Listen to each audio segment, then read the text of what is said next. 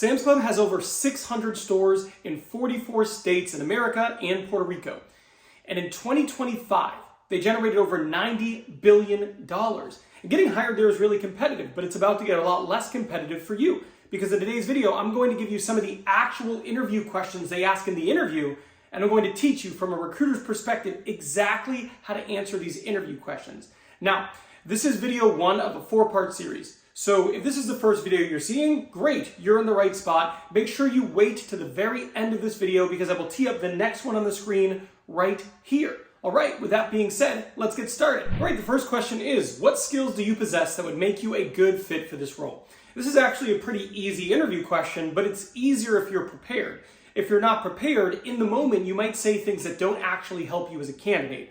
As a recruiter, here's what we're looking for. We're looking for you to tie your skills and abilities directly to the job description. That's why I always tell people when you apply for a job, you should save that job description on your computer. Save it in a Word document, save it in OneNote, wherever you save things, just make sure you look at it. Because prior to your interview, you want to look at the job description, you want to look at the key responsibilities and must-haves, and those are the things that you want to highlight as a candidate in your interview. So depending on the role, you just want to make sure you're highlighting things that are towards the top of the responsibilities of that job. Because typically in a job description, they are ordered from most important to least important. So some of the answers you might want to share are, some of my skills that I possess are, customer service. That's a good one. Detail orientation. It depends on the role. But basically, look to align yourself and your skills with some of the things that are most key and most important to the role. This answer should be no longer than a minute. This is one of those things where you want to quickly talk about your skills and abilities that align to the role. And if you want to, say, these are the things that have helped me in my previous roles that are similar to the one that I'm interviewing for today. Something like that, and you'll nail it. The next question is, why should we hire you? And I can tell you, as a recruiter, it's not why should we hire you. What we actually mean when we ask you this question is why should we hire you instead of somebody else? Now, what you need to do to answer this question correctly is you need to, one, similar to the first question, talk about your skills and abilities that make you qualified for the role. However, the second part of this interview question is you should be looking to differentiate yourself from other people. So what is it in your background and skills that give you an edge over other people who are likely applying for this role? Maybe it's you speak another language, so you're able to talk to other people, who speak different languages, who are customers who come into the store. Maybe you have significant retail experience more than other people who are applying. Maybe you've worked in a different industry that you feel gives you an advantage. What you're looking for here is what we call your unfair advantage.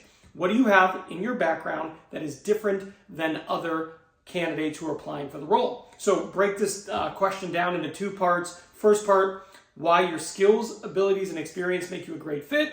Secondarily, second 50% of this answer is about what you have that is unique to you that other people don't. The next question is, how do you prioritize tasks in a fast-paced environment?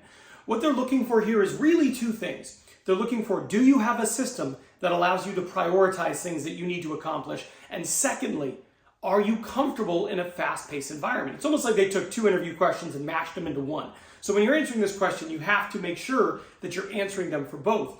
Your answer might sound something like this.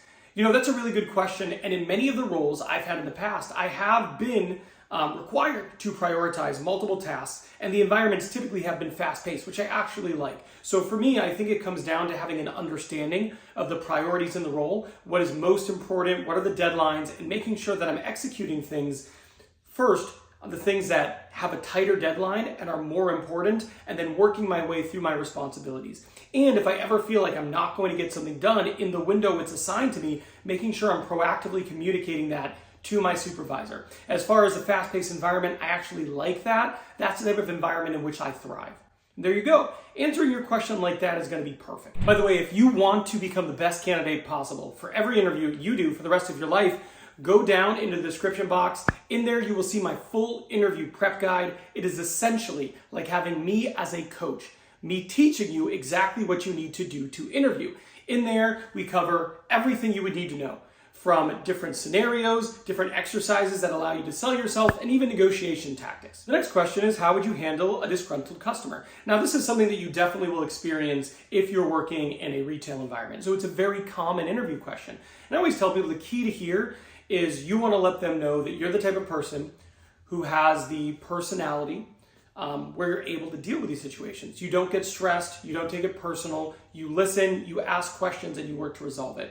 And ideally, you can tell them that you've dealt with this before and it's something you're comfortable with. So you could say, this is a situation I'm actually quite familiar with. In previous roles, every once in a while, you have a customer who's upset.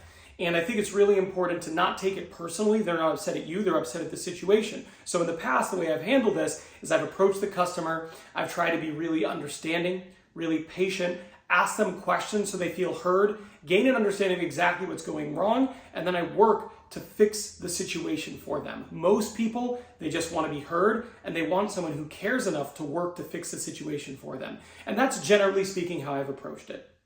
There you go. If you say something like that, you're going to nail it. The next question is, what do you know about Sam's Club? And I think this is one of those things that we recruiters ask just to make sure you're not just taking as many interviews as possible and you don't care about the opportunity. So you don't need to know everything about the organization, you just need to do a few things. You could say along the lines of you have 600 stores in 44 states and also in Puerto Rico, and in 2025, you did, over $90 billion in revenue, and you make up about 13% of all of Walmart's revenue. Something like that, It doesn't have to be anything crazy. They're just looking for the fact that you know about the company. You're not showing up and you don't blank here. I've had candidates where I say, what do you know about our company? And they don't know anything. And that's really the only way to get this question wrong. As long as you have a little bit of an answer, you'll be fine. The next question is, what would you do if you couldn't resolve a customer's issue? This is another thing where it could happen. A customer has an issue, but you don't have the authority to solve it. Or there's some sort of bottleneck that's keeping you from being able to solve it. So here's how I would answer that question. That's a really good question. And there's actually been a few times in my career where this has happened. Now, generally speaking, I really like helping people who are having issues because most of the time they're frustrated and you have an opportunity as an employee to turn that around for them. But in the past, there's been a few times where remedying the situation, fixing it for them was outside of my ability to do so. I needed manager approval. So what I tell people is, I totally understand. And I think I can help you with this, but I'm going to need my manager's help. So if you can just wait a minute, I'm going to go talk to them and see what I can do for you. And then from there, you explain the situation to your manager, and then usually they're able to fix it. You bring them into the situation, and together you work to fix the issue for the customer. There you go.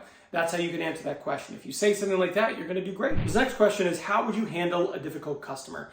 And this is one of those things where I think most people who have worked retail have experience doing this. The key here is articulating it in the interview on the spot in a way that makes sense and makes them feel confident that you'd be able to do it. So my keys here are just to let them know that 1, you're comfortable with this. 2, it's really important to be patient. And 3, your end goal here is to find whatever is wrong and try to help them fix it. And you can say that in a way that is your own, but the way I would handle it is I'd say, this is something that's going to happen from time to time when you're working in a customer-facing role. So for me, what I always try to do is I always try to understand their perspective. I try to be really patient, really understanding, and work to fix it for them. Most people, when they come in and they're being difficult, they're not being difficult just for the sake of being difficult. They've experienced something that's put them in a challenging place. So you just have to work with them to resolve whatever it is, and that difficulty usually melts away. So for me, that's a situation I'm very comfortable in. I know it's part of the role, so I just work with them to try to fix the problem, and usually that handles it. And there you go. Something like that is a perfect way to answer this question. They're going to love the answer. Now, the next type of question you need to answer is behavioral interview questions. And they're actually more difficult than these questions. So that's why I made this video.